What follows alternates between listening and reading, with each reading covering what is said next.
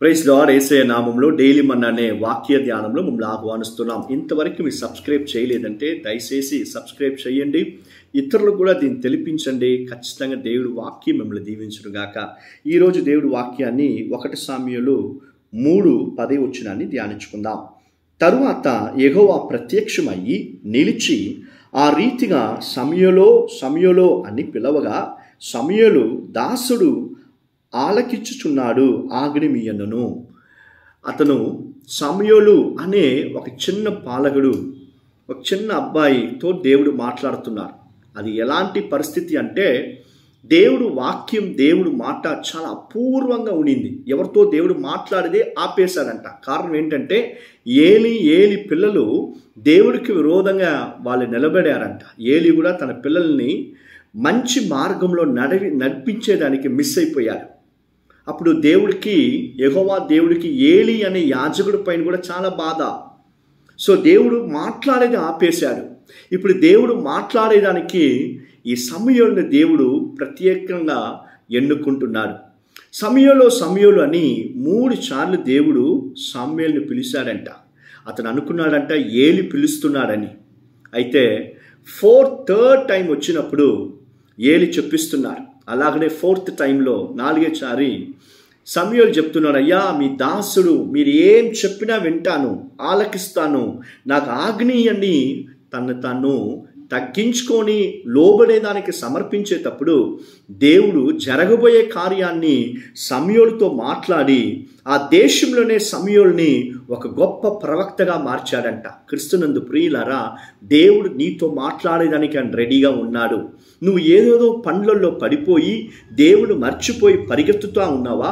ఇదిగో ఈ యెహోవా దేవుడు, సజీవం కలిగిన యేసయ్య నీతో మాట్లాడేదానికి ఆయన రెడీగా ఉన్నాడు. కొద్దిగా ఆగి దేవుడు ప్రసన్నతలో కూర్చో. అట్లేకుంటే యేసయ్య నన్ను క్షమించి మీ మాటతో నన్ను బలపరచు, నాతో మాట్లాడు అని ఆయన సమూహంలో నువ్వు అడిగేటప్పుడు దేవుడు నీతో మాట్లాడతాడంట. హల్లెలూయా. అది మాత్రం కాదు, ఆయన ఏం చెప్పబోతున్నాడు అనే దానికి ముందు మనం ఒక కార్యాన్ని సమర్పించుకోవాలి. ఏంటంటే, యేసయ్యా నువ్వు ఏమి చెప్పినా నేను లోబడతాను. Whatever it may be lord, just command me, I will obey you అని చెప్పండి. యేసయ్యా మీరు ఏం చెప్పినా నేను లోబడతానయ్యా అని చెప్పేటప్పుడు యెహోవా దేవుడు మనతో మాట్లాడతాడు. పరిశుద్ధ ఆత్మ దేవుడు మన ఆత్మలోంచి ఆయన వచ్చి మాట్లాడేది మనం వినగలం.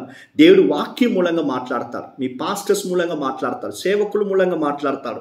నీ పరిస్థితి మూలంగా కూడా దేవుడు మాట్లాడతాడంట. దేవుడు మాట్లాడే దేవుడు, అని మాట్లాడకుండా ఉండే దేవుడు కాదు. మనం ఆరాధించే దేవుడు ఆయన రాయో నిప్పో చెట్టో ఏదో పండ కాదండి. ఆయన సజీవంగా ఉండే దేవుడు, పునరుత్థానమై లేచిన దేవుడు, ఎల్ షడాయ్. ఈరోజు కూడా మనము ఈ వాక్యం వినేటప్పుడు కూడా దేవుడు వింటున్నాడు, చూస్తున్నాడు, నిన్ను చూస్తున్నాడు. ఈ వీడియోని నువ్వు స్టార్ట్ చేసి వాక్యాన్ని వింటున్నావు కదా, నీతో దేవుడు మాట్లాడుతున్నాడు, నిన్ను దేవుడు చూస్తున్నాడు. క్రీస్తునందు ప్రియులారా, ఈ సమూయేలు 3 సార్లు ఏలి అనుకొని దేవుడు మాటని మిస్ అయిపోయారు. అదేలాగా ఒకవేళ నీ జీవితంలో ఏమేమో అనుకొని ఇది నేను కాదు, ఇది వీలు కాదు, ఇది దేవుడు కాదు అనుకొని దేవుడు వాక్యాన్ని, దేవుడు స్వరాన్ని నువ్వు మిస్ అవుతున్నావా? ఈరోజు దేవుడు నీతో మాట్లాడుతున్నాడు. Come on to God. దేవుడు నిన్ను బలపరుస్తారు. నీతో మాట్లాడేదానికి దేవుడు చాలా ఇష్టకరంగా ఉన్నాడు. నిన్ను దేవుడి దగ్గర సమర్పించేటప్పుడు ఆయన మాటను వినగలవు. నిన్ను కరెక్ట్ అయిన మార్గంలో దేవుడు నడిపిస్తాడంట. హల్లెలూయా. ప్రార్థన చేసుకుందామా? యేసయ్యా వాక్య భాగం వినే ఒక్కొక్క పిల్లల్ని ఆశీర్వదించండి. మీ స్వరాన్ని వినేదానికి, మీరు ఏం చెప్పినా లోబడేదానికి మమ్మల్ని మేము సమర్పించుకుంటున్నామయ్యా అని. యేసయ్యా మీ పిల్లలు ఏ అవసరాలైనా సంధించండి, బలపరచండి, మీ నామాన్ని మహింపరచండి. యేసయ్య నామములో ప్రార్థన చేసి అడుగుతున్నాం తండ్రి. ఆమేన్. God bless you all.